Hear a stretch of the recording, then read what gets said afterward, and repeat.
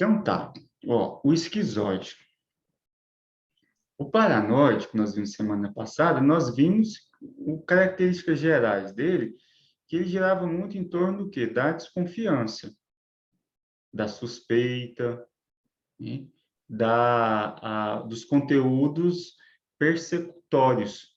O sujeito estava sendo perseguido a todo momento e por todos, né? Agora, no esquizoide, a gente tem uma fenomenologia um pouquinho diferente, embora ele ainda compartilhe algumas coisas. Trouxe essa imagem aqui justamente para tentar trazer essa apresentação de forma mais intuitiva e que a gente possa memorizar, né? Acho que o principal objetivo do grupo de estudo, assim, é a gente conseguir passar pelos transtornos de forma leve e que vocês retenham o conteúdo. Olhando para o caso clínico, olhando lá para a clínica, você consiga lembrar. Isso aqui parece muito com aquele transtorno. O esquizoide, essa imagem aqui, boa noite, Bia.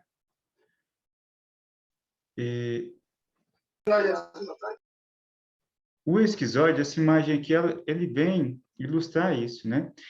O que a pessoa está aqui? Ela está barrando todas as possibilidades de entrar em contato com o mundo. Ela está dentro da sua caixa, dentro da sua ostra, né? Isso é a sua carapaça ali. Então, a possibilidade de contato com o mundo está muito reduzida. E está reduzida por quê? Por algo externo? Tem alguém impedindo ela de entrar em contato com o mundo? Não. A vontade de se alienar do mundo, de não ter interações sociais, de evitar o contato, é algo que vem de dentro para fora, é algo interno. Faz parte do jeito de ser daquela pessoa. São características da personalidade daquela pessoa.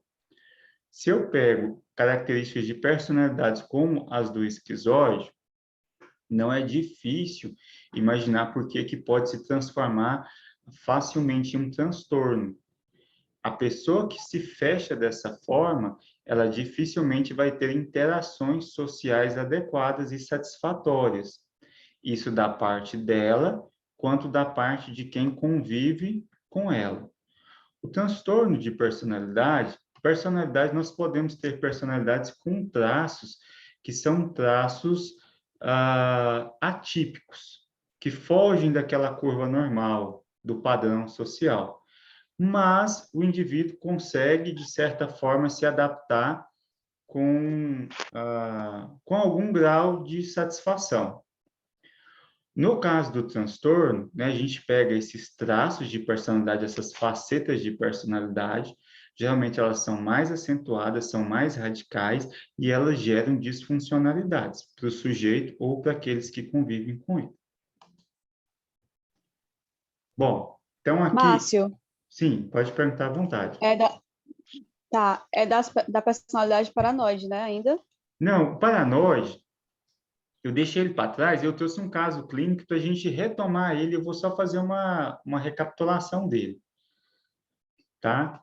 Na semana passada, e foi a Bia que perguntou? Fui eu, sim.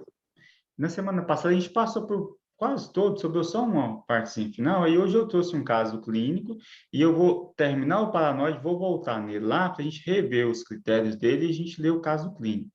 Esse aqui é o segundo transtorno, é o esquizoide. Lá no grupo A, a gente tem o paranoide, o esquizoide e o esquizotípico, né? O paranoide é aquela questão da ideia de perseguição. As pessoas estão contra mim, as pessoas não são confiáveis, o mundo é mau, eu preciso ficar o tempo todo alerta. Aqui no esquizoide, essa noção de perseguição, ela pode estar presente, mas muito baixa. As características aqui são características mais voltadas a essa questão aqui, ó. O mundo não é interessante, porque o contato social foi reduzido por quem? Pela própria pessoa. Por que foi reduzido? Porque o mundo não é atraente, não é uma fonte de prazer. A pessoa ela se fecha dentro de si mesma, não porque ela é inibida, não porque ela tem uma ansiedade social. Ela se fecha dentro de si mesma justamente porque as pessoas não são interessantes, o mundo não é interessante. Não há grande motivação para contato externo. Ela possui o mínimo de interação possível. Por isso que é o esquizóide, é o esquisito, aquela pessoa lá que entra para dentro de uma caverna e dificilmente sai.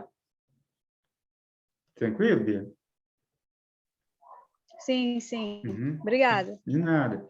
Então, vamos lá. Ele é um transtorno que os critérios são bem curtinhos. O primeiro critério, né, o critério A, que é o de definição. Então, é um padrão difuso de distanciamento das relações sociais e uma faixa restrita de expressão de emoções. Então, ó, a contato social é baixa e a expressão de emoção e a própria sensibilidade emocional é muito baixa. Uma coisa é quando eu tenho dificuldade de expressar as minhas emoções, mas eu as sinto com intensidade e emboto, né? Me fecho ali, retenho aquelas emoções. Outra coisa é esse padrão aqui, que o nível emocional é muito baixo, a intensidade das emoções ali é muito baixa.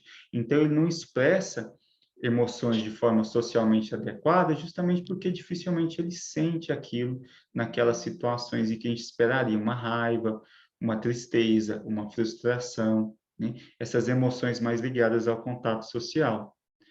Então, esses contatos interpessoais, eles são muito pouco atrativos. Início da vida adulta, porque transtorno de personalidade a gente diagnostica no início da vida adulta. Está presente em vários contextos, porque não é um contexto que a pessoa não se sente bem, é o contrário, é o jeito de ser da pessoa, então ele vai se manifestar lá junto com os familiares dele. Aquela pessoa que passa lá anos sem falar com a mãe, com os irmãos, que mora sozinho, recluso, que não dá certo com ninguém, né? Que evita intimidade, que evita convites sociais. E aí, eu preciso de 4 sintomas ou mais, né? 4 características ali ou mais, que são intimidade e o contato sexual. Primeira delas, intimidade. Não deseja nem desfruta de relações íntimas, inclusive ser parte de uma família. A pessoa se fecha de tal forma que ele não tem interesse, né? A gente tem que pensar assim na fala do sujeito. Uma coisa é aquilo que eu tenho que observar na clínica, assim, por que que essa pessoa tem dificuldade de contato social, né? É uma fobia social? É um transtorno de personalidade evitativo? Ele evita o contato? Ou simplesmente ele não tem interesse pelo contato íntimo? Esse caso aqui, ele não tem um interesse. E aí é todo tipo de contato íntimo, inclusive com os familiares próximos. Se ele não tem interesse em contato íntimo, vai ter muito menos interesse ainda em contato sexual. Então, contato sexual, o interesse é extremamente reduzido. Sente desejo, sente excitação, mas é um desejo de uma excitação masturbatória. A pessoa não consegue ou dificilmente vai conseguir avançar para uma sexualidade adulta, está presa em um padrão de sexualidade infantil. Por quê? Porque para ter contato sexual é necessário o outro, né? E aqui que está o problema, que é justamente o outro. Bom, se o outro me incomoda, eu vou automaticamente tender a padrões solitários, né? Vou me isolando, vou me fechando. Então, o tipo de atividade que o cliente vai descrever são atividades que ele faz sozinho, são atividades às vezes mais intelectuais, são atividades voltadas a jogos eletrônicos, a comunidades virtuais, onde ele não precisa fazer essa interação com um personagem real, ele pode adotar um avatar, ele pode criar um personagem para interagir. Então, esses padrões, eles guardam nessa conexão lá, intimidade, contato sexual, solitário e o prazer. Tem prazer em poucas atividades, por vezes em nenhuma. Aqui o nível de prazer que o contato com o mundo propicia é muito baixo. Então, se eu não tenho prazer em estar na presença do outro, se eu não tenho prazer em um ambiente com interações sociais, isso não me motiva, né? Eu não consigo dirigir essa energia para essas situações. A tendência é a pessoa se fechar. Ela consegue desenvolver uma funcionalidade mínima social, ela vai conseguir trabalhar, porque como ela é muito fechada, às vezes ela pode se voltar para atividades intelectuais. Ela pode escolher uma profissão que o contato social é muito baixo, às vezes um programador, por exemplo, que trabalha à noite supervisionando um servidor, envolve o quê? Ritmo solitário, a pessoa tem que ficar sozinha, envolve desenvolvimento intelectual para passar horas e horas estudando aquilo ali, né? E envolve um tipo de atividade que ser solitário, não gostar do contato social, não influencia. Então, a gente vai ter indivíduos que trabalham, que têm um nível de funcionamento social mínimo, porém, sempre esquivando o contato do outro, né? E aí, lembrando que essa esquiva é justamente por isso aqui, ó. Falta de prazer não é medo. Ele não tem medo do outro. Ele não sente prazer em contato com o outro. Pessoa como essa, dificilmente vai chegar na clínica, né? Ela pode chegar na clínica porque está tendo alguma disfuncionalidade e alguém está pressionando para ir. Mas se ele não gosta do contato do outro, se ele não sente prazer em contato com o outro, ele está bem com isso, dificilmente ele vai sentir a vontade também com o próprio terapeuta, que é uma outra pessoa. Então, esse contato íntimo ali com o terapeuta, esse vínculo emocional dificilmente se desenvolve. Amizade, né? Não tem amigos próximos ou confidentes que não sejam familiares de primeiro grau. Então, até o contato com os familiares é muito baixo, mas às vezes tem uma pessoa ou outra que ele consegue se relacionar e consegue conversar e desenvolver um grau de afetividade mínima, de amizade. Olhando para o relato de amigos, a pessoa não possui amigos. Aquela pessoa reclusa, e geralmente é aquilo que eu disse, geralmente mora sozinha, né? Aquela pessoa que mora sozinha, fechada, faz tudo que precisa fazer de forma solitária, quando precisa, não liga para ninguém, tenta ser autossuficiente o máximo possível. Indiferença, mostra-se indiferente ao elogio ou à crítica. Elogio ou crítica, gente, tá vendo essa imagem da pessoa voando sobre a sociedade? Para mim, ser afetado por elogio ou crítica, eu preciso ter algum tipo de conexão. Aquilo que me é indiferente, elogio ou crítica não me afeta. Então, a pessoa é totalmente indiferente e insensível à opinião do outro. E o quadro emocional? Demonstra frieza emocional, distanciamento ou embotamento afetivo. O quadro emocional é esse quadro apático, esse quadro mórbido, né? Você olha para o tom emocional e é um tom cinza, sem cor e sem intensidade.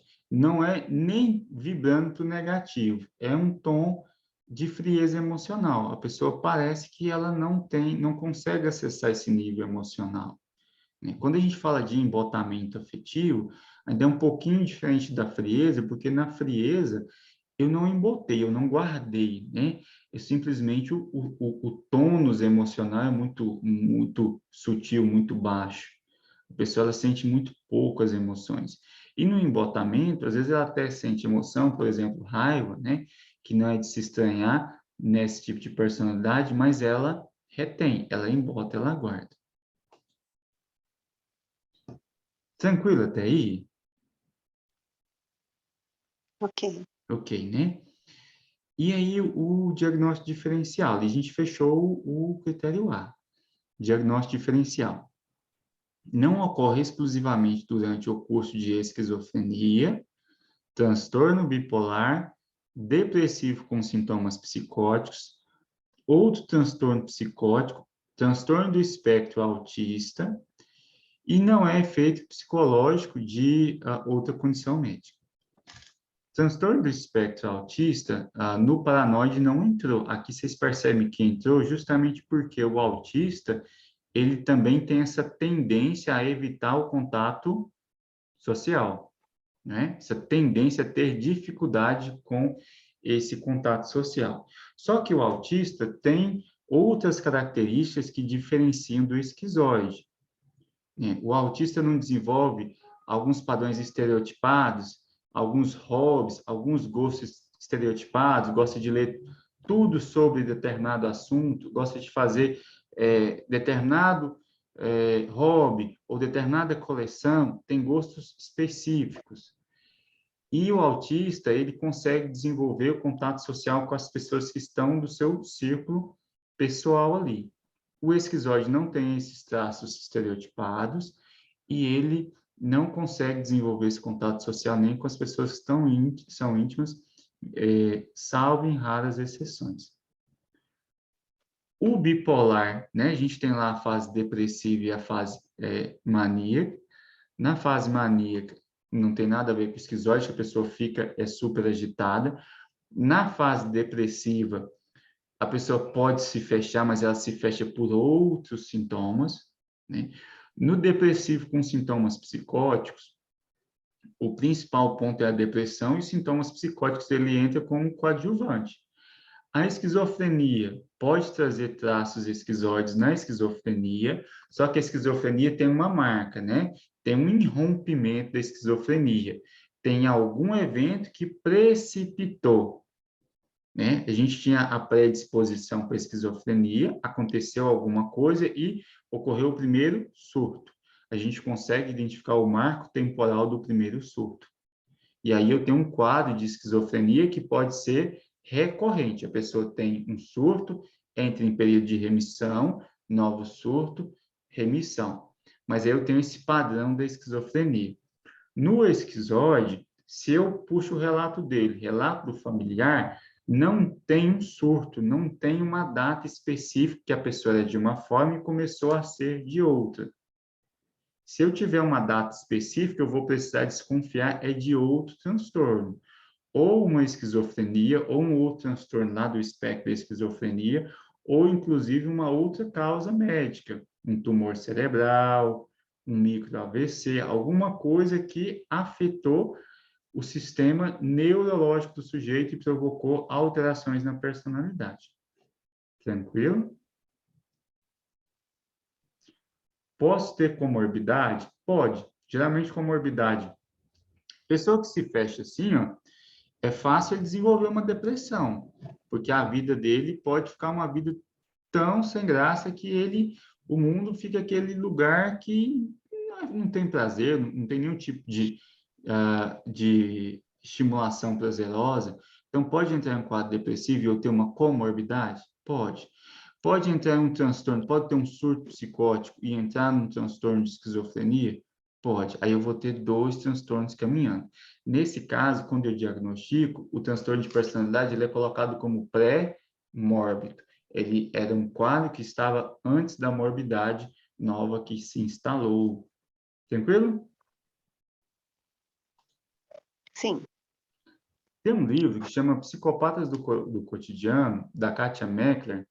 Ele é um livro assim, bem leitura tranquila. Ele não é muito técnico, não, mas é bem interessante. Ele traz casos, algumas vinhetas, né? Alguns casos clínicos. E eu retirei esse aqui e um para a gente ver o paranoide.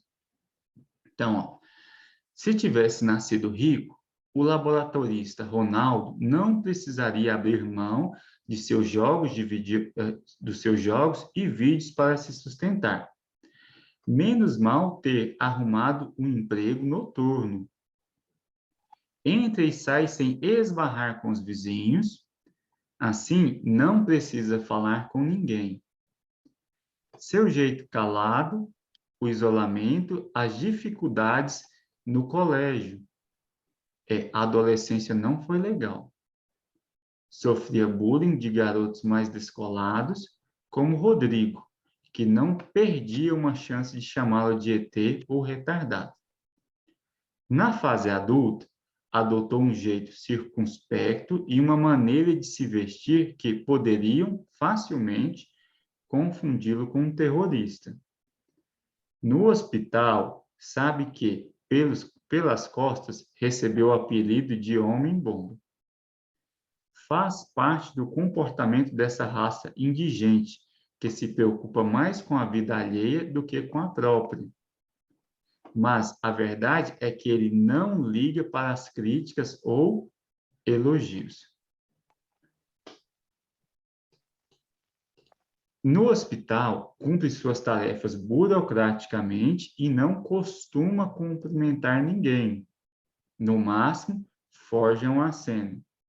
Seus superiores não entendem como ele pode demonstrar tanta falta de interesse e sequer ficar chateado por não ser promovido. Nos sites que navega durante horas, compartilha com seus semelhantes, poucos, por sinal, o conceito da decadência da raça humana. Uma bomba de nêutrons não seria má ideia. Também participa de grupos de aficionados pelas histórias das grandes guerras, tiros, bombas, extravessa a raiva no videogame, de preferência naqueles jogos em que assume o papel de guerreiro, solitário e exterminador. Em 29 anos de vida, saiu com 2 ou 3 garotas, que foram seduzidas por seu ar misterioso, mas falavam muito, perguntavam demais e ele terminou com elas. Relacionamentos dão trabalho. Sexo não faz falta, prefere se virar sozinho. Os pais moram no interior e ele liga quando dá, ou seja, quase nunca. Uma vez ou outra, fala com um primo de primeiro grau, mas, normalmente, há uma parede de gelo entre ele e qualquer outra pessoa. Conseguem perceber as características que nós falamos? Acho que esse caso ilustra bem, né, esse tipo de personalidade. E aí os sintomas que nós vimos no diagnóstico, eles estão praticamente todos presentes de forma sutil, né? Ó, não precisa abrir mão de seus jogos de videogame. O tipo de interesse, um tipo de interesse mais solitário. O emprego que ele arrumou é um emprego noturno que evita contato social. Evita sair no horário que vai encontrar vizinhos, porque o contato social incomoda, né? Não precisa falar com ninguém. Calado, isolado. Isso no colégio, o quê? A adolescência não foi uma adolescência fácil, porque ele já carregava desde a infância esses traços de personalidade esquizótica, que foram se acentuando. Adotou um jeito fechado, circunspecto, e uma maneira de vestir que poderiam facilmente confundir com terrorista, né? É uma forma de vestir que demonstra esse isolamento social, essa baixa abertura para o outro. As pessoas o criticam, ele sabe disso, mas, na verdade, o que? Ele liga muito pouco para elogios ou críticas, né?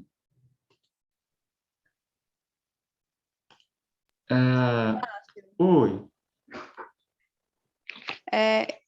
Esse tipo de personalidade se incomoda com a personalidade dele, de se isolar, de evitar pessoas. Ele mesmo se incomoda porque você falou de repente de ter uma comorbidade com depressão, né? De talvez possa acontecer.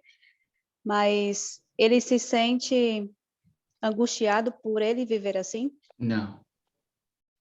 Se ele se sentir assim, se ele se sentir angustiado, sentindo a falta do contato do outro, provavelmente é um outro transtorno de personalidade, como o evitativo.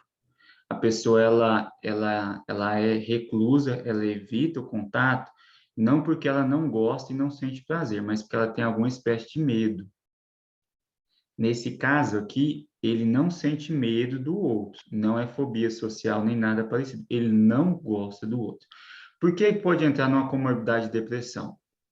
Porque imagina um mundo em que você tem muito pouco contato com a sua vida emocional, você consegue sentir muito pouco sentimento, as pessoas não são atraentes, o mundo não é atraente, seu nível de prazer é muito baixo. Por que você está aqui? O que justifica a sua estadia nesse mundo? Você entende que o nível de gratificação é Então, muito baixo?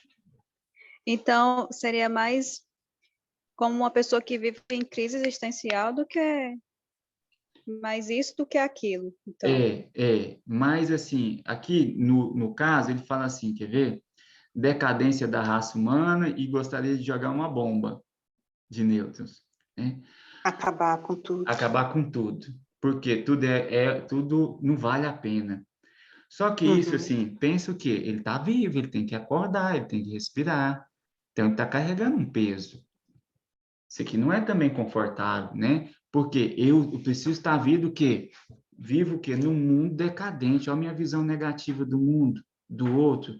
Eu não consigo ter prazer, tenho o mínimo interesse de entrar em contato com essas pessoas, mas eu preciso trabalhar nesse trabalho que que eu detesto, mas eu preciso trabalhar porque eu tenho conta para pagar, tenho essas obrigações sociais que eu sou forçado a cumprir. O nível de gratificação da vida dele é muito baixa. O que dá prazer para ele? Nada. Videogame, atividade Ao videogame. solitária, né?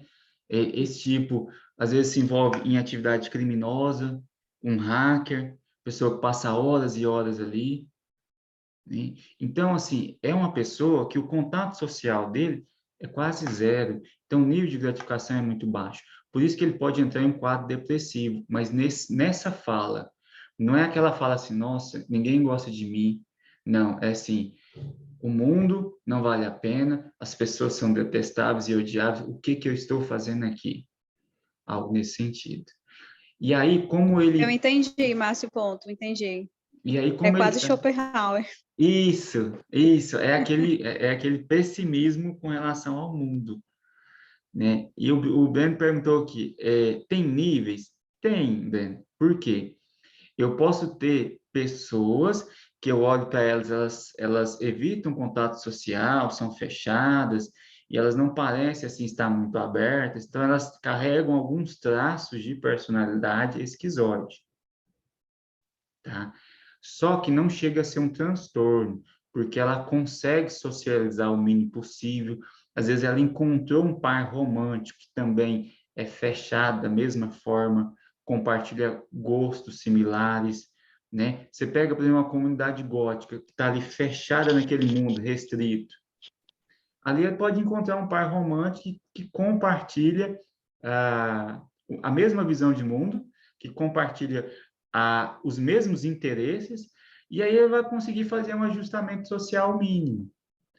Isso talvez não configure um transtorno de personalidade, porque eu estou julgando personalidade sempre com relação ao ajustamento social. E a pessoa está se ajustando dentro do mínimo, né? Mas ela carrega traços esquizoides, pode carregar traços paranoides. Nesse caso aqui, né? A pessoa se fecha dentro do quarto dela, não sai para nada. Ela pode desenvolver traços paranoides e achar que os vizinhos estão conspirando contra ela? Facilmente. Achar que os colegas estão tramando contra ele lá no trabalho? Pode, facilmente. Por quê?